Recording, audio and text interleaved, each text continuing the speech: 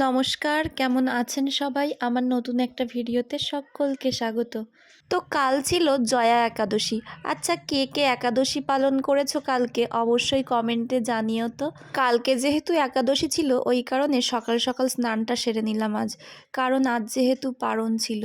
জানো তো, আমাদের পাড়ায় না প্রায় প্রত্যেকটা মানুষই বলতে গেলে একাদশী পালন করে। তো পাড়ার সবাই মিলে ঠিক করেছিল যে এই একাদশীর পরের দিনই সবাই একসাথে খাওয়া দাওয়া হবে, অর্থাৎ একসাথে উপোস ভঙ্গ হবে।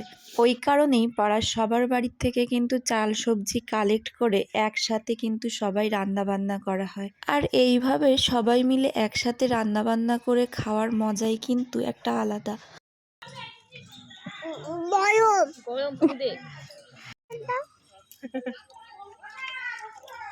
তুই খাবি না ভাবি না? কাল যেহেতু উপোস ছিলাম ওই কারণে ভীষণ কিন্তু খিদে পেয়ে গেছিলো, সেই জন্যে আর দেরি না করে আমি বসে পড়েছিলাম।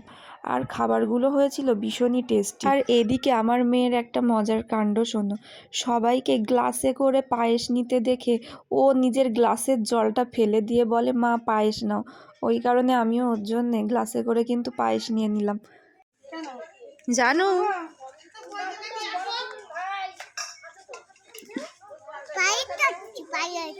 খাও।